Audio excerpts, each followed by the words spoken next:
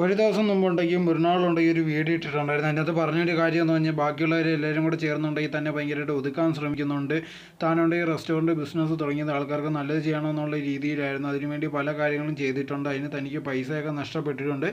തൻ്റെ കോ പാർട്ട്ണറായിട്ടുള്ള ആൾ പറഞ്ഞുകൊണ്ട് ഇത്രയൊക്കെ ചെയ്തിട്ട് നമുക്ക് നഷ്ടമില്ല വന്നെന്നുള്ള രീതിയിലൊക്കെ പറഞ്ഞിട്ടുണ്ട്. പക്ഷേ അതൊന്നും ഞാൻ കാര്യമാക്കി എടുത്തില്ല.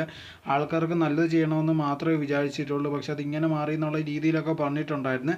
സോ ആ സമയത്തുണ്ടെങ്കിൽ അത് ഈ വീഡിയോ വെളി വന്നതിന് ശേഷം ഒരുപാട് പേരുണ്ട് ഈ മൃണാളിനെ കളിയാക്കിയൊക്കെ ഒരുപാട് വീഡിയോസും കാര്യങ്ങളൊക്കെ ഇട്ടിട്ടുണ്ടായിരുന്നു.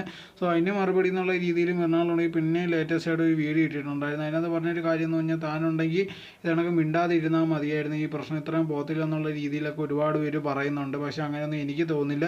ഞാനുണ്ടെങ്കിൽ എനിക്കുണ്ടായ അനുഭവം അതോടെ തന്നെ അതിൽ നിന്ന് എനിക്ക് പറയാനുള്ള അഭിപ്രായമാണ് ഞാൻ പറഞ്ഞത്. അതല്ലാതെ ബാക്കിയുള്ളവരെ ഒന്നും ബോധിപ്പിക്കാനോ അല്ലെങ്കിൽ അവരെന്തെങ്കിലും വിചാരിക്കുമെന്ന് വിചാരിച്ചിട്ടല്ല ഞാൻ ഓരോരോ കാര്യങ്ങൾ പറയുന്നത്. എനിക്ക് തോന്നിയ കാര്യങ്ങളാണ് ഞാൻ പറയുന്നത്. ഇനി മിണ്ടാതിരുന്നാലും ശരി, ഞാൻ സത്യം മാത്രമേ പറയാനുള്ളൂ. അതല്ലാതെ പ്രത്യേകിച്ച് വേറെ ഒന്നും പറയാനില്ല. അതുകൊണ്ടത് നേരത്തെ പറഞ്ഞതേ ഉള്ളൂ. ആൾക്കാർ എന്ത് പറഞ്ഞാലും തനിക്ക് പ്രശ്നമില്ലെന്നാണ് മറുനാൾ പറഞ്ഞത്.